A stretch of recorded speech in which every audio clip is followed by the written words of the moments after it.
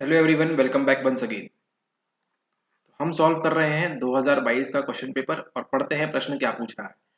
मानकीकृत समाश्रयण गुणांक को सामान्यतया किस प्रतीक द्वारा व्यक्त किया जाता है? ठीक है, यानी किसकी बात कर रहे हैं? बीटा, छोटा बी, बड़ा आर और बड़ा के। Option A, option B, option C, option D. इसमें से करेक्ट आंसर क्या है? क्या आपको मालूम है करेक्ट आंसर क्या है? यहाँ आपसे क्या पूछ रहा है? यहाँ पे पूछ रहा है मानकीकृत यानी कि आपका standardised समाश्रयण regression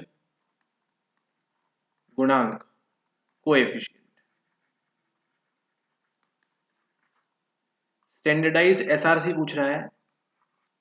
standardise regression coefficient का सामान्यतया नॉर्मली हम किस प्रतीक द्वारा व्यक्त करते हैं? तो आपको मालूम है इसकी होती है एक डेफिनेशन। ठीक है, उसके अंतर्गत हम किसका प्रयोग करते हैं? उसके अंदर प्रयोग करते हैं हम बेटा का। ठीक है, तो करेक्ट आंसर क्या है? ऑप्शन नंबर ए, बीटा जो है इसको हम इससे डिनोट करते हैं, तो आप इसको नोट कर सकते हैं।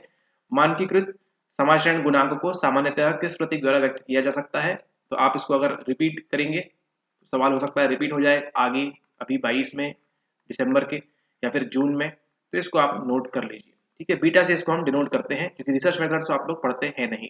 फिर अगला सवाल है यहाँ पे, गार्डनर के बुद्धि सिद्धांत के अनुसार जो व्यक्ति अंतर्निरीक्षण करने वाला हो, स्वविमर्शशील हो और अपनी कमजोरियों और ताकत को समझता हो, उसमें निम्नलिखित का उच्च स्तर होता है: अंतर्वैयक्तिक बुद्धि, प्रकृतिवादी बुद्धि, अन्य व्यक्तियों से जुड़ी बुद्धि और भाषाई बुद्धि। तो इस सभी का आंसर आपको मालूम है, ऑप्शन नंबर ए जो है ये क्या है? ये है इसका राइट आंसर, है ना। यहाँ पे किसकी बात करते हैं? अंतर्वैयक्तिक बुद्धि की बात करते हैं।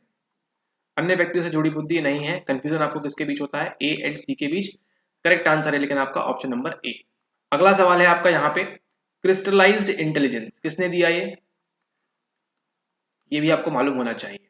इस बार पेपर इजी था लेकिन अब टफ होगा पेपर और कंपटीशन भी काफी ज्यादा बढ़ेगा, इसका ध्यान रखें आप। Option A, option B, option C, option D. Crystallize intelligence के अंतर्गत क्या आता है? क्या उसके अंतर्गत लर्न नॉलेज एंड स्किल्स आती है? क्या नोवेल आइडियाज आते हैं? क्या डाइवर्जेंट थिंकिंग आती है या फिर इमोशनल स्किल्स आती है? आपकी क्रिस्टलीकृत बुद्धि में क्या शामिल है? इसकी एक और जुड़वा भाई बहन होती है, वो कौन है? वो भी आपको मालूम होना चाहिए। अर्जित ज्ञान तथा कौशल, नए विचार, अपसारी चिंतन, संवेगात्मक कौशल। ठीक है, तो यहाँ पे करेक्ट आंसर क्या है? करेक्ट आंसर है इसमें आपका ऑप्शन नंबर ए, अर्जित ज्ञान और कौशल। क्रिस्टलीकृत बुद्धि के अंतर्गत क्या आता है? आपका अर्जित ज्ञान, जो भी आपने नॉलेज सीख लिया है, जो भी आपने स्किल सीख ली है, आपको बाइसिकल चलाना आता है, ठीक है, आपको मशीन चलाना आता है ना, आपको मालूम है 1947 में भारत आजाद हुआ, ये सब किसके अंतर्गत आता है? ये सब आता है आपकी क्रिस्टलीकृत बुद्धि के अंतर्गत। ठीक है, नोवेल आइडियाज यहाँ कहाँ से आ जाएंगे? डाइवर्जेंट थिंकिंग, ये तो एक ही बात हो रही है ना, नवीन आइडियाज, इसी को हमने देखा था। किसका मॉडल किसने दिया था? इसके बारे में एक टेस्ट भी हमने परीक्षण किया था। कौन सा टेस्ट होता है वो भी आपको मालूम है। ठीक है, और इमोशनल स्किल्स की तो बात होगी नहीं यहाँ पे। इसके साथ एक और बुद्धि चलती है, वो कौन सा है? वो है आपकी तरल बुद्धि का सांप्रत्य। तरल बुद्धि का सांप्रत्य किसने दिया? आपके आरबी केटल ने। ठीक है, फिर वहीं से हमको पढ़ना है इंटेलिजेंस के अंदर थ्योरी के बारे में। ठीक है, तो ये सब हम कवर करेंगे। अब बात करते हैं आगे। यह है आपका अगला प्रश्न। इसमें पूछ रहा है, the product approach to creativity primarily focuses on. कौन सी अप्रोच? Product approach. कहां से टॉपिक आया है? आपके यूनिट नंबर 6 से, intelligence. What type of people are creative? कौन से लोग क्रिएटिव होते हैं? How does environment shape creativity? How do people arrive at creative ideas and what is considered to be creative? सृजनात्मकता के प्रति उत्पाद, उत्पाद के साथ कौन कौन सा होता है? एक होता है O and C and P. उपागम प्राथमिक रूप से निम्नलिखित पर केंद्रित है। ठीक है, करेक्ट आंसर क्या है इसका? आपका option number D, what is considered to be creative. सृजनात्मकता की बात हो रही है यहाँ पे क्रिएटिविटी के संबंध में। कौन सा मॉडल है? अगर आपको मालूम है तो नीचे कमेंट कर दीजिए। कोर्स वाले प्लीज कमेंट ना करें। इसका सही उत्तर है ऑप्शन नंबर डी, सृजनात्मकता किसे माना जाता है? इसके अंदर आएगा, ये आएगा आपके उत्पाद के अंदर। ये देखिए अगला प्रश्न क्या पूछ रहा है, शेरिफ का। कौन सा शेरिफ है ये? का रॉबर्ट्स केव प्रयोग, रॉबर्ट्स केव एक्सपेरिमेंट पूर्वाग्रह घटाने में निम्नलिखित के महत्व को प्रदर्शित करता है: संपर्क को, उच्च स्तर के लक्ष्य को, गौण लक्ष्य को या फिर रूढ़ियां को? करेक्ट आंसर क्या है इसमें? करेक्ट आंसर है आपका ऑप्शन नंबर सी, सब ऑर्डिनेट गोल्स की बात करता है, यहाँ पे गौण लक्ष्यों की बात करता है। अब देखिए अगला प्रश्न ये पूछ रहा है, डिफ्यूजन ऑफ रिस्पॉन्सिबिलिटी, उत्तरदायित्व का विसरण, इज अ हाइपोथेसाइज्ड कॉज ऑफ ये है एक विवादास्पद प्रश्न, लेकिन जो एनटीए आंसर मानेगा उसको हमको मानना होगा। आइडेंटिटी फॉर्मेशन की बात नहीं होगी यहाँ पे, pro social behaviour, by standard effect, compliance या फिर शेयरिंग बिहेवियर। इसके अंतर्गत क्या होता है, ठीक है, तो डिफ्यूजन ऑफ रिस्पॉन्सिबिलिटी कब होता है, जब हम अपना जो उत्तरदायित्व है ना, वो हम भूल जाते हैं कि हम क्यों करें, दूसरे लोग हैं खड़े हैं वो देख लेंगे, ठीक है। तो बाय स्टैंडर्ड इफेक्ट हमको समझ में आता है, ठीक है, लेकिन यहाँ पे सिर्फ सी होना चाहिए, लेकिन यहाँ पे आपको एनटीए ने बोला है कि बी एंड सी दोनों सही है, ठीक है। तो वो क्यों सही है वो तो एनटीए जाने, ठीक है। लेकिन प्रो सोशल बिहेवियर और bystander effect according to NTA ये हाइपोथेसाइज्ड कॉस्ट है, ठीक है, कि diffusion responsibility is the hypothesised cost of prosocial behaviour and bystander effect.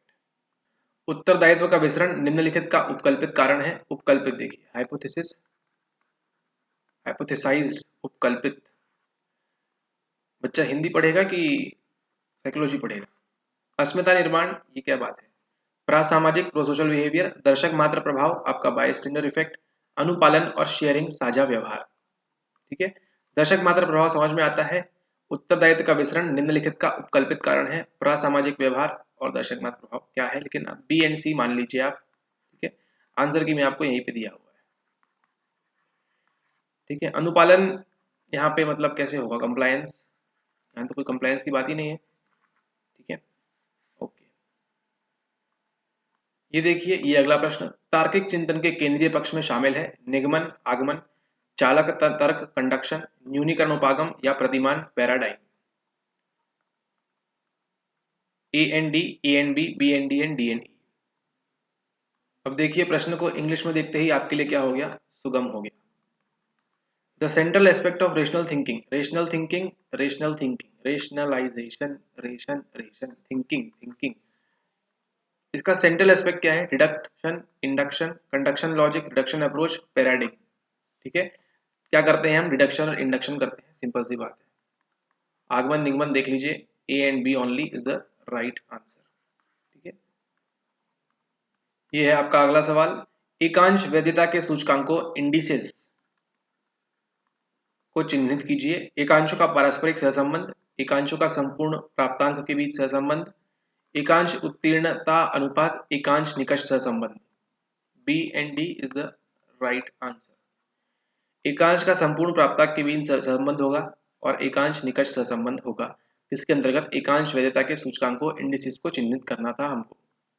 क्या बोल रहा है यहाँ पे, identify the indices of item validity, item item intercorrelation, item total correlation, item pass proportion, item criterion correlation. ये दोनों चीजें होती हैं आपकी आइटम वैलिडिटी के इंडाइसेस के अंतर्गत। कौन कौन सी, आईटीसी एंड आईसीसी,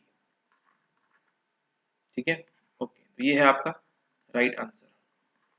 मिलते हैं आपसे नेक्स्ट वीडियो में, वहां सॉल्व करेंगे हम 2022 के अन्य सवाल। Thank you, subscribe, like, share, नमस्ते।